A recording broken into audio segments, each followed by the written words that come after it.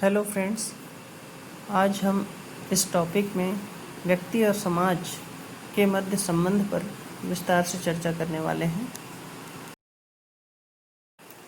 आज के अध्ययन में हम व्यक्ति और समाज का परिचय, व्यक्ति से अभिप्राय, समाज से अभिप्राय, व्यक्ति और समाज के संबंध को प्रदर्शित करने वाले प्रमुख सिद्धांतों पर चर्चा करेंगे।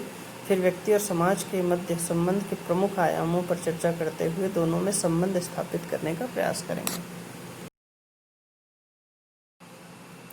अरस्तु ने कहा है कि मनुष्य एक सामाजिक प्राणी है। मैकआवर एवं पेज के अनुसार भी मानव प्रकृति का निर्माण केवल समाज में ही संभव है। व्यक्ति और समाज के बीच एक तरफा संबंध नहीं हो सकता। व्यक्ति का अभिप्राय केवल भौतिक शरीर धारण किए हुए मानव से न होकर के बल्कि सामाजिक विशेषताओं एवं व्यक्तित्व से परिपूर्ण मानव से होता है। वही व्यक्ति कहलाता है। मार्टिन प्रिंस के अनुसार व्यक्ति का व्यक्तित्व ही उस व्यक्ति के व्यक्ति होने की संभावना को दर्शाता है। वहीं दूसरी ओर समाज से अभिप्राय दो या दो से अधिक व्यक्तियों के समूह से है जो अंतःक्रिया द्वारा एक दूसरे से संबंधित होते हैं। मैकआवर एवं पेज के अनुसार समाज सामाजिक संबंधों का जाल है। अब हम व्यक्ति और समाज के संबंध को प्रदर्शित करने वाले प्रमुख दो सिद्धांतों की चर्चा करेंगे, जिसमें पहला सिद्धांत है सामाजिक समझौते का सिद्धांत और दूसरा है सावयव का सिद्धांत। सामाजिक समझौते का सिद्धांत का प्रतिपादन हॉब्स, लॉक एवं रूसो ने किया था। उनका मानना है कि व्यक्ति ने ही समाज की आवश्यकता की पूर्ति के लिए जानबूझकर समाज की स्थापना की। प्रारंभ में मनुष्य प्राकृतिक अवस्था में रहता था, उस पर किसी भी प्रकार का दबाव एवं नियंत्रण नहीं था। लेकिन जैसे जैसे जनसंख्या बढ़ते गई, विवाद और संघर्ष बढ़ने लगे। ऐसी स्थिति से बचने और अपनी सुरक्षा एवं आवश्यकता की पूर्ति के लिए व्यक्तियों ने ही सोच समझकर एक समझौते के रूप में समाज की स्थापना की है। दूसरा सिद्धांत है सावयव का सिद्धांत। इस सिद्धांत के प्रणेता हर्बर्ट स्पेंसर हैं।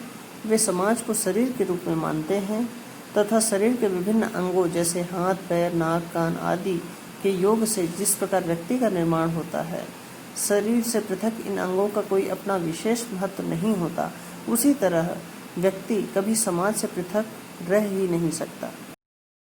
अब हम व्यक्ति और समाज के मध्य संबंध के कुछ आयामों पर चर्चा करेंगे। पहला है व्यक्ति का समाज पर प्रभाव। समाज का निर्माण व्यक्ति ही करता है। सामाजिक नियमों, मूल्यों, अनुशासनों सहित पूरी संस्कृति का निर्माण मनुष्य के द्वारा ही किया जाता है एवं समाज के बिना बच्चा या मनुष्य पशु है। दूसरा आयाम है समाज का व्यक्ति पर प्रभाव। व्यक्ति अपनी आवश्यकता के कारण एक दूसरे के संपर्क में आता है। जैसे जैसे सामाजिक संबंधों का निर्माण होता जाता है, समाज निर्मित होते जाता है। व्यक्ति अपनी संस्कृति का निर्माता स्वयं है।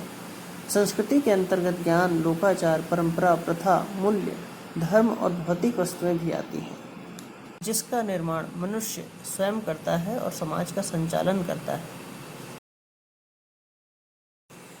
अंततः हम कह सकते हैं कि व्यक्ति और समाज एक दूसरे के पूरक हैं। व्यक्ति के बिना समाज एवं समाज के बिना व्यक्ति की कल्पना नहीं की जा सकती। एक और जहाँ व्यक्ति विहीन समाज, समाज ही नहीं समझा जा सकता, क्योंकि व्यक्ति उसके समूह से ही समाज का निर्माण होता है। वास्तव में समाज की स्थापना के मूल में ही व्यक्ति का कल्याण निहित होता है।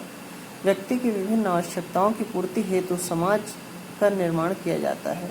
वहीं दूसरी ओर समाज रहित व्यक्ति का भी कोई अस्तित्व नहीं है, क्योंकि व्यक्ति समाज में ही सामाजिकरण सीखता है। समाज के रीति रिवाज, परंपराएं, संस्कृतियों को अपनाता है।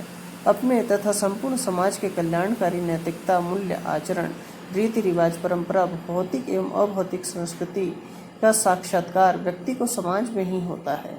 यह व्यक्ति और समाज में पूरकता का प्रदर्शन करता है। अंत में आप सभी दर्शकों को बहुत बहुत धन्यवाद। मेरे द्वारा बनाए गए इस अध्ययन वीडियो के रेफरेंसेस और रिसोर्सेस निम्नानुसार हैं।